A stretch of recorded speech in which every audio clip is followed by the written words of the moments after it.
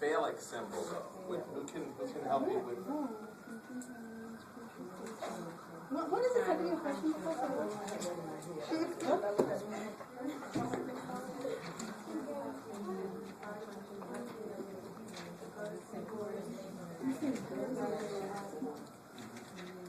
Okay, Myra's saying that this is a stage where they're discovering their sexuality. Okay, I buy that. Abdul, what else? What were you going to say? Well, where he got it from was maybe like the Greeks. A guy killed his father and married his mother. There you go. Oedipus and Electra. But I'm trying to figure out where phallic came from. Denise, what were you going to say? I was going to say what Abdul said.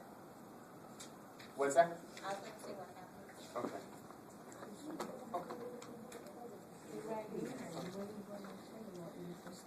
No, what about phallic?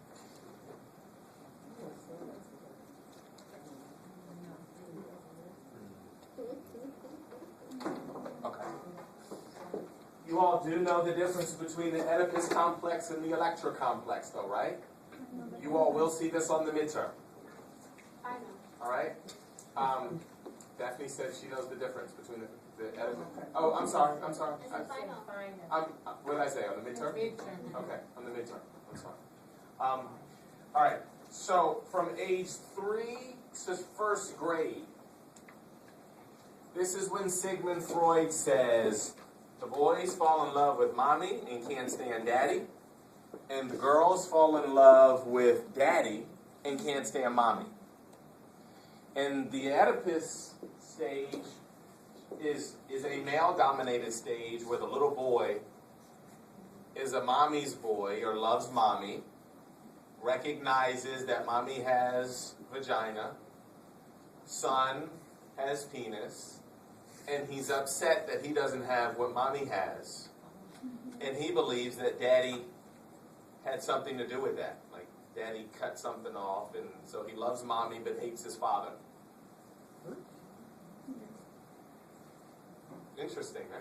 Yes. Okay. Same thing for the Electra complex. Little girl loves her daddy, but is upset with the fact that she didn't grow what daddy has, and she believes mommy has something to do with that. Just so that you know, I'm not asking you what you think on the midterm, on the final. I'm asking you if you know what Sigmund Freud thinks. When you go on to get your master's degree and your PhD and you write your dissertations, that's when you talk about how crazy he is. Okay? Or you talk about what you agree with and what you disagree with. You compare and contrast. Listen, class, I'm not asking you to do that on the final. I'm asking you to write the stages down and to give me the important concepts of the stages. Make sense? Yeah.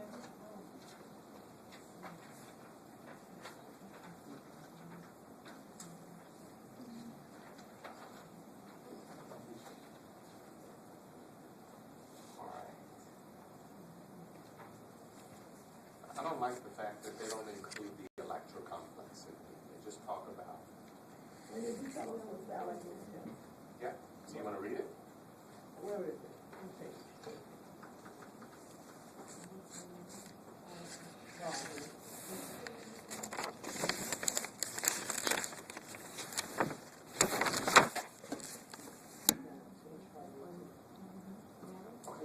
So let me help you with this. Generally speaking, the Oedipal complex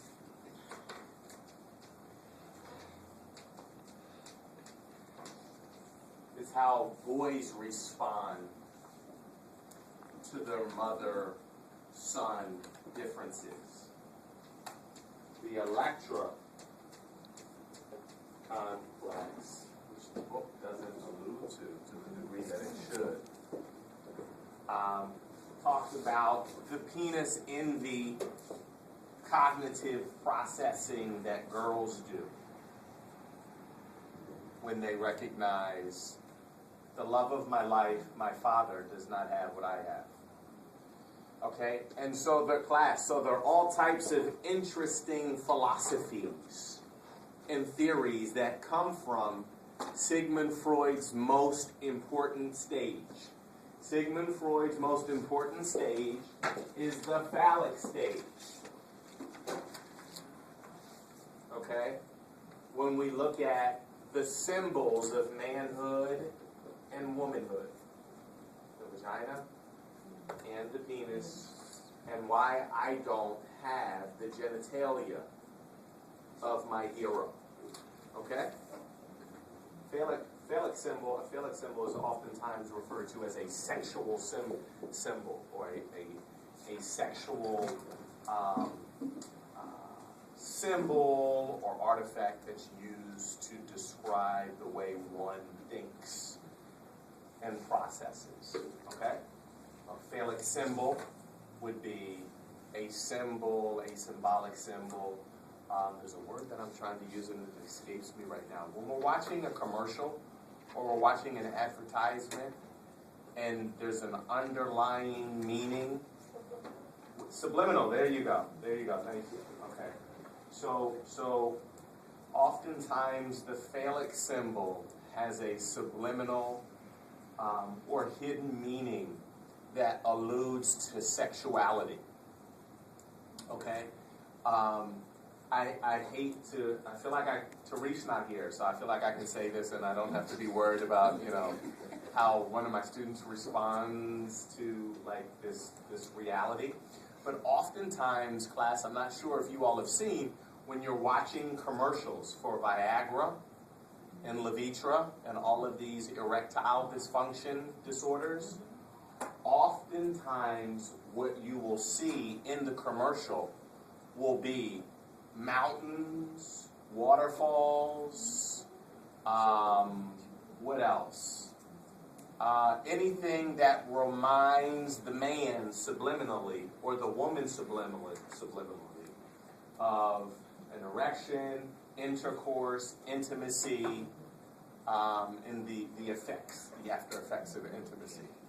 Okay, so next time you watch a commercial, and it's a commercial for Viagra or for Levitra or Cialis or something like that, watch the symbolism behind that. Okay? All right? All type of phallic symbols and innuendos in that. Okay? So the most important stage, according to Sigmund Freud, is the what stage? Phallic.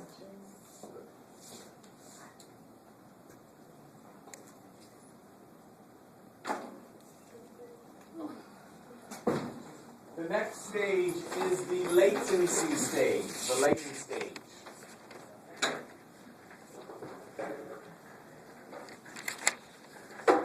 Latent means not active, active. Phallic. The third one. Okay. The fourth stage that we're out at right now is the latency stage. And does anybody know what latent or latency means? Non-active, dormant. Okay. And Sigmund Freud says that after the phallic stage, there's this calming, or there's this pause of sexuality in first and second graders and third graders. And he does have some evidence for this type of theory. I'm not sure I agree wholeheartedly with him. But think about it.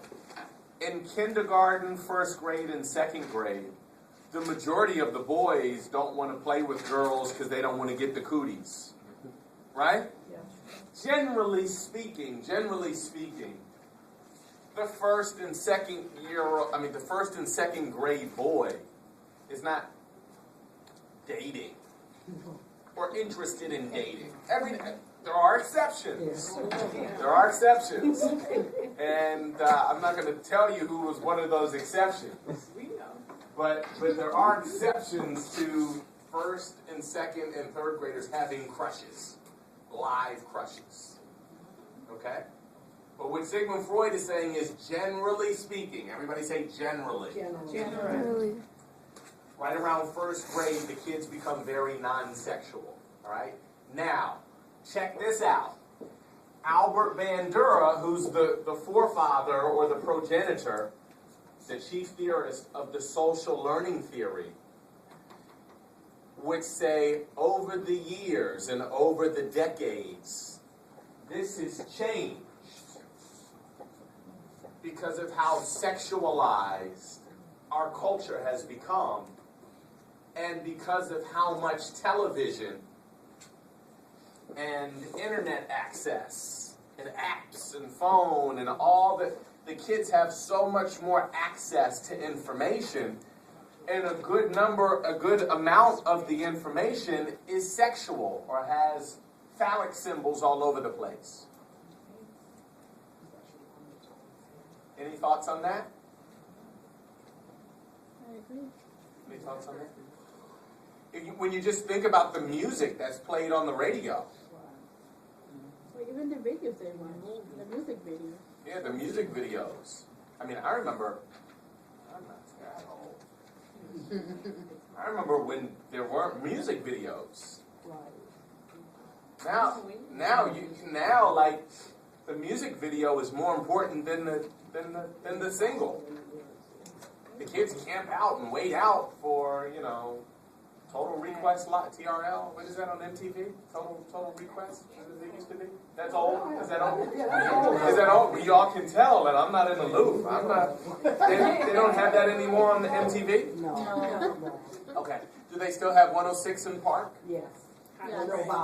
Okay. On BET? Yes. Why y'all acting like you don't watch BET? Y'all know y'all watch BET. Okay. Well, check this out. Check this out. The point is, because young people have become so overly exposed and prematurely exposed to sexuality, someone could make an argument here that it's not as significant as it used to be in the 1800s and early 1900s. Makes sense. The kids are exposed to more. And last but not least, we have the genital stage. And this begins at puberty, around 12 or 13 years of age. And as we all know, there's nothing more hormonal than an 8th grade boy or girl. Lord have mercy. God bless the teachers who teach middle school students when the girls and the boys are just going through just a robust metamorphosis process. Ladies are developing into, women, and the young fellas don't need alarm clocks to wake up in the morning.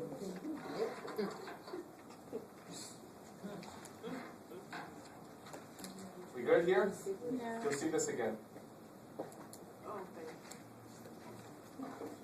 Carl Jung. Who can tell me something about Carl Jung? You're going to see him on the final. I keep saying midterm. Sorry, guys. All right. He is a contemporary or a peer of Sigmund Freud. We're still under psychodynamic. These are other psychodynamic approaches. What do you all see in the background? Behind the PowerPoint slide.